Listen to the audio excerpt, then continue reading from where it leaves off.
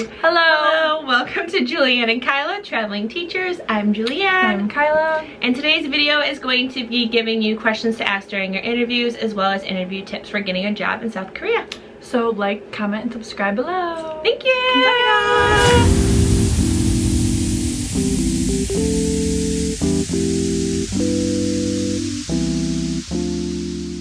So number one, how much airfare is reimbursed?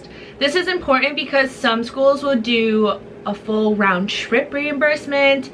Some will do one way, and our school I think gave us 700,000 won, which is about like 650 US dollars, I think. So that was very helpful. Yeah, and I think because of COVID, some schools aren't paying for it anymore because a lot of schools do pay for your whole entire quarantine. Yes. But some will still pay for quarantine and your flight. So definitely ask about that. Very important. The next one is, what do you do in case of COVID-19? Online teaching, pay. This is very important because, like we said, we are actually online right now, but me and Kyla are not teaching online at the moment. So this does affect our pay, which is something that we kind of knew coming into this might happen. So it's very helpful to know how your school is going to handle this. Okay guys, this part gets a little bit confusing, but our next question was, how many vacation days do you get, and do you get off all national holidays? In your contract, you should get off all the national holidays, which I think is about 14 a year. And then on top of that, you should get at least 10 vacation days, 5 days in the summer and 5 days in the winter. And just make sure that your school isn't going to take away a vacation day if your vacation falls on one of the national holidays. So sometimes schools will give you a vacation during a week where there's a national holiday, and they'll count that national holiday as one of your vacation days, even though you should have had that day off anyways. So this is something that you should check with your school about and make sure it's part of your contract. One of the biggest ones is working hours versus teaching hours. So a school might tell you, oh, it's a 40-hour work week. It's a 45-hour work week, but your teaching hours 32 hours a week. So that's a lot, especially if you're not a teacher. Basically, if you have a 32-hour work week, you're working about 6+ hours a day. You're teaching 6+ hours a day, I'm sorry.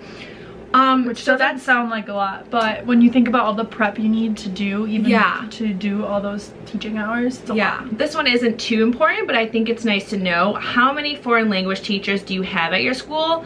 Our one friend is the only foreign language teacher at her school, and at ours now we have a total of 8, including us, so that's pretty cool. Next is, if there is a foreign language teacher or anyone you can see if there's anyone you can talk to. So we actually talked to one of the teachers at our school before, and we just asked questions. I feel like schools can look very good on paper, but I feel like it's very beneficial to actually talk to someone and see how they like it and their experiences. How close is the apartment to the school? Yep, so that's definitely a big thing because we're very lucky and our school is actually in our apartment building. And that makes it a lot easier because, think about it, you're not paying for transportation, and it does get quite cold here. Yeah, it's freezing today. So you don't want to have to walk. I mean, like, if you're fine with walking, go for it, but it's definitely good to know because we don't have to pay. We save money on transportation, etc. Yes. And then you need to ask if your apartment's fully furnished. Some schools will provide an apartment that's fully furnished. If not, you'll have to buy your own furniture. So you just need to think about that if you have enough money to buy furniture. Although there are websites in Korea such as like Coupang or E-Market, I think it's called, and their furniture is significantly less money than I would say in the US. Now we will be getting into how you should be preparing yourself and answering questions for the questions they will ask you. So we'll start with the hardest question first that we had. It kind of just threw us off a bit. I wouldn't say it was necessarily difficult, but one question we had was, what would you do if you were teaching and there was a shy student and then like an outgoing, like a little bit disruptive student, and like how would you balance both options or both kids? That one, I think, like, we answered it, I think, pretty good. I think we said, we both talked to each other after, and I think we both said that we would actually pair them up together so that, like, they could kind of balance each other out. The shy one would be talking to the would like, or the outgoing one would bring out. Yeah. So the shy one, why? Okay, now that I'm saying it to a camera, like I promise I answered this better in real life. I don't know, I can't even think. So long ago. Yeah, so bringing the outgoing student, having him work with a shy student. One, we said if the student's very disruptive, usually disruptive students like to have a job or a role. So actually being paired with a shy student and like having to help him, especially they said shy and a low student too. Yeah. I think he was a low student. So having that disruptive student, kind of giving him this role to help this shy student and help him with like assignments and stuff like that. And then the shy one could tone him down. And he'll tone him down, and also it might help that shy student bring out more of like his fun and energetic side and like warm up to the other students. That one just was like, it wasn't bad, it was just like, oh, I wasn't yeah, when you're in an interview, and that was like actually one of the most like, I would say, like creative questions that I've gotten. Because then like the rest, we'll talk about the rest of them are pretty basic, like why do you want to teach in Korea? Why do you want to be a teacher? Why South Korea of all places? Just those type of questions. And also actually some of the questions, weirdly, when I'm interviewing with jobs in Korea, like right with Hagwons, I feel like they don't ask that many hard questions.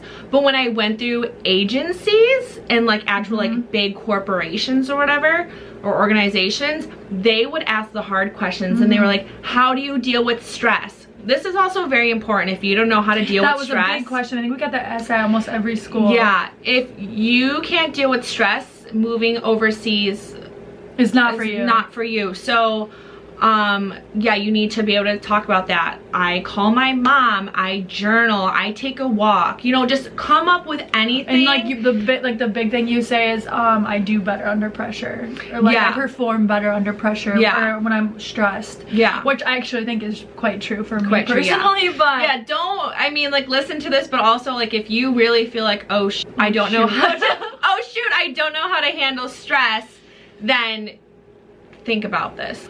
What do you do if there's like a language barrier? Obviously there's going to be language barriers throughout your whole entire time here, and they want to make sure that you're prepared for that, because there's going to be miscommunication. Yeah, and it doesn't mean like we don't mean be prepared as in like learn Korean or learn whatever wherever you're moving to. It just means you need to be like okay with it and like find strategies or solutions to making it less. Yes, because there are going to be times where it is really difficult, and they don't want you to get frustrated with their coworkers and stuff like that just because there might be a miscommunication. Yeah, that was another big question, is what would you do if you don't get along with a coworker? That was a big one. I remember getting asked that a lot. And I think we said we would try to, at least I think we talked about it, but we said we would try to work it out in like a kind way with the other coworker, and then if it was affecting our students' learning, etc., we would take it up with management, and then do whatever management says to do about it. And also I think this is really important to think about, because you're working, we have people from Europe that we're working with, South Africa, and then obviously we're American. So you have a bunch of different cultures coming into one new country. There's different words that you use, there's different way of saying things that like we might find rude that we don't. So it's not even like adapting to Korea's culture, but also your co-workers' culture, and knowing, like, learning about their culture 100%. As well. Yeah, and I think when you just, every country has different work ethics, so I think that can be an issue sometimes, just because we're not used to each other's work ethics and etc. I hope these tips helped, and that you guys learned a few questions that you can ask in your interviews that might be beneficial to you. And I also kind of hope this helped you not be worried. Yeah, don't be worried. You'll be okay. Just be yourself. Yeah, I feel like that works. That's what got us our job. All right. Well, good luck to all our future teachers coming to Korea. And we'll see you next time. Bye. Annyeong.